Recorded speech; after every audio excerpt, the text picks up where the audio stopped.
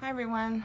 So when we read last time, we were with Annabeth and Percy and Grover, and they were hiding from some kids in LA by running into a waterbed store. And while they were there, they met this guy, Procrustes, who was a monster that tried to stretch Annabeth and Grover to fit the size of the bed that they were on. And Percy tricked him into getting strapped onto the bed himself. And then Percy made him disintegrate so that they could get away. And in Procrustes' shop, they found the address for DOA recording studio, which is where the entrance to the underworld is. And so we're picking up today with Annabeth Does Obedience School. We stood in the shadows of Valencia Boulevard, looking up at gold letters etched in black marble, DOA Recording Studios. Underneath, stenciled on the glass doors, no solicitors, no loitering, no living. It was almost midnight, but the lobby was brightly lit and full of people. Behind the security desk sat a tough-looking guard with sunglasses and an earpiece. I turned to my friends. Okay, you remember the plan? The plan? Grover gulped. Yeah, I love the plan. Annabeth said, what happens if the plan doesn't work? Don't think negative. Right, she said. We're entering the land of the dead, and I shouldn't think negative. I took the pearls out of my pocket, the 3 milky spheres the narrate had given me in Santa Monica. That didn't seem like much of a backup in case something went wrong. Annabeth put her hand on my shoulder. I'm sorry, Percy. You're right. We'll make it. It'll be fine. She gave Grover a nudge.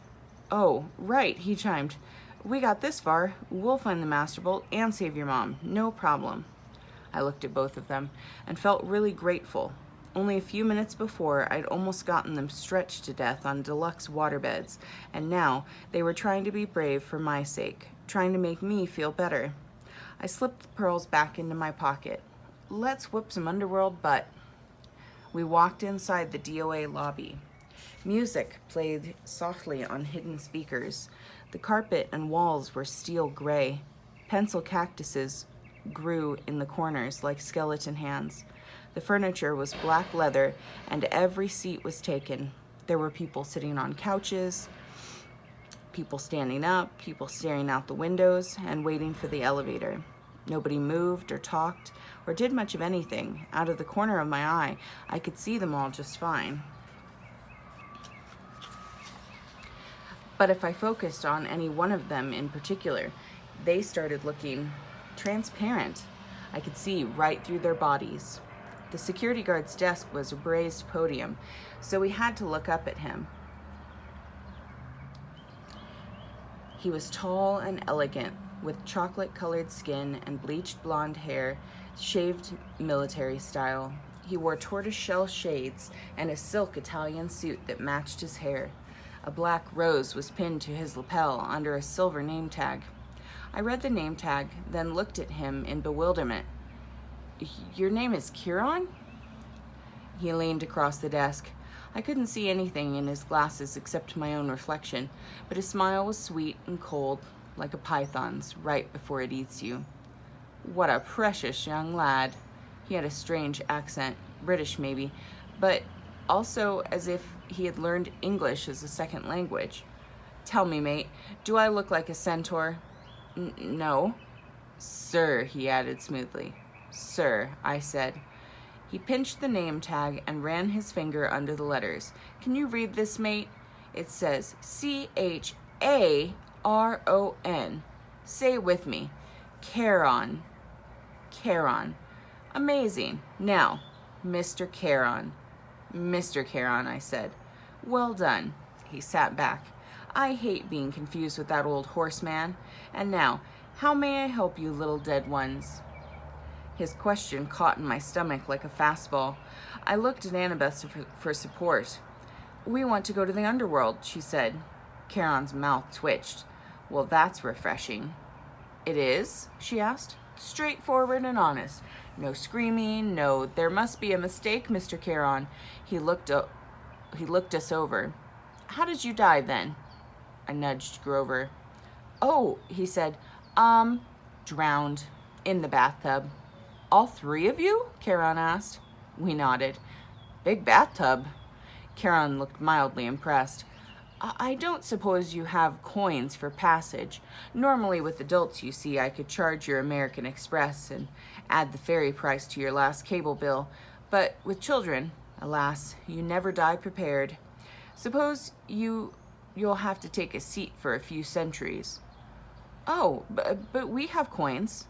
I set 3 golden drachmas on the counter, part of the stash I'd found in Krusty's office desk.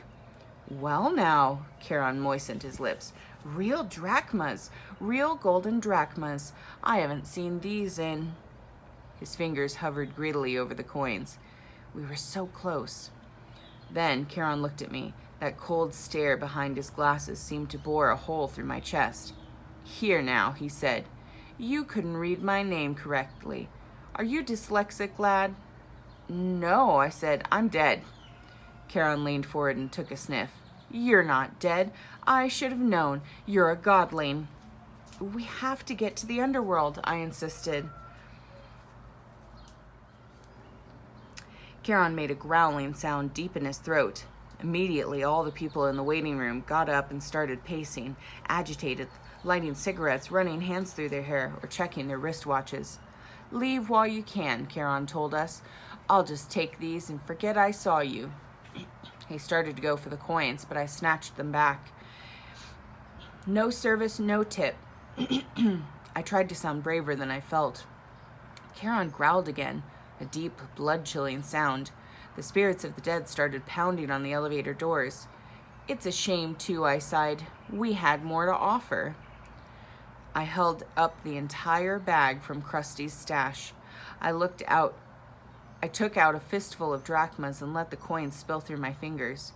Charon's growl changed into something more like a lion's purr. Do you think I can be bought, godling? Just out of curiosity, how much have you got there? A lot, I said. I bet Hades doesn't pay you well enough for such hard work. Oh, you don't know the half of it. How would you like to babysit these spirits all day? Always, please don't let me be dead, or please let me across for free. I haven't had a pay raise in 3,000 years. Do you imagine suits like this come cheap? You deserve better, I agreed. A little appreciation, respect, good pay. With each word, I stacked another gold coin on the counter. Charon glanced down at his silk Italian jacket, as if imagining himself in something even better. I must say, lad, you're making some sense now. Just a little. I stacked another few coins. I could mention a pay raise while I'm talking to Hades. He sighed. The boat's almost full anyway. I might as well add you 3 and be off. He stood, scooped up our money, and said, Come along. We pushed through the crowd of waiting spirits, who started grabbing at our clothes like the wind, their voices whispering things I couldn't make out. Charon shoved them out of the way, grumbling, Freeloaders. He escorted us down into the elevator, which was already crowded with souls of the dead, each one holding a green boarding pass. Charon grabbed 2 spirits who were trying to get on with us and pushed them back into the lobby. Right. Now, no one get any ideas while I'm gone, he announced to the waiting room. And if anyone moves the dial off my easy listening station again, I'll make sure you're here for another 1,000 years. Understand? He shut the doors. He put a key card into the slot in the elevator panel, and we started to descend. What happens to the spirits waiting in the lobby? Annabeth asked. Nothing, Charon said. For how long? Forever, or until I'm feeling generous. Oh, she said, that's fair. Charon raised an eyebrow. Whoever said death was fair, young miss? Wait until it's your turn. You'll die soon enough, where you're going. We'll get out alive, I said. Ha! I got a sudden dizzy feeling. We weren't going down anymore, but forward. The air had turned misty. Spirits around me started changing shape, their modern clothes flickering, turning into gray-hooded robes. The floor of the elevator began swaying. I blinked hard. I opened my eyes.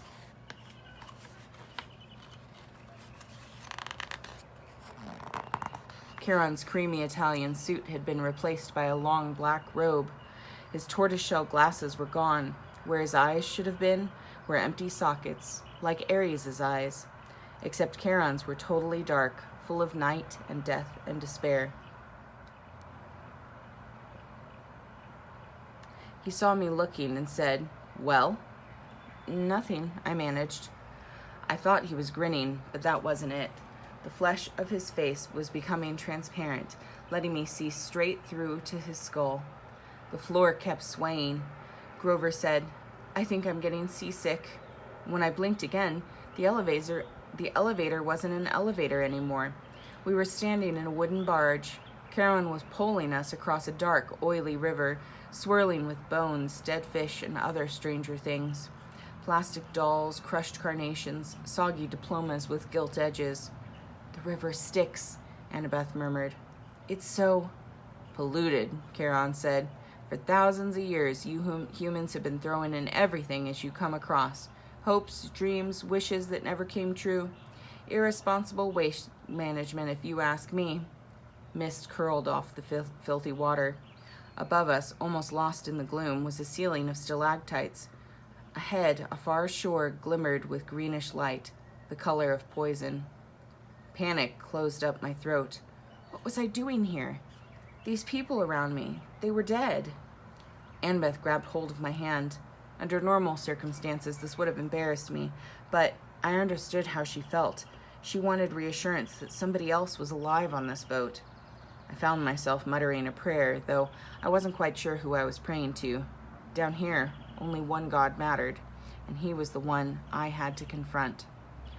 The shoreline of the underworld came into view. Craggy rocks and black volcanic sand stretched inland about 100 yards to the base of the high stone wall, which marched off in either direction as far as I could see. A sound came from somewhere nearby in the green gloom, echoing off the stones, the howl of a large animal. "Old Three-Face is hungry," Charon said, and his smile turned skeletal in the greenish light. "Bad luck for you, godlings." The bottom of our boat slid onto the black sand, and the dead began to disembark. A woman holding a little girl's hand, an old man and an old woman hobbling along arm in arm, a boy no older than I was, shuffling silently along in his gray robe. Charon said, "I'd wish you luck, mate, but there isn't any down here. Mind you, don't forget to mention my pay raise." He counted our golden coins into his pouch, then took up his pole. He warbled something that sounded like a Barry Manilow song as he ferried the empty barge back across the river. We followed the spirits up a well-worn path.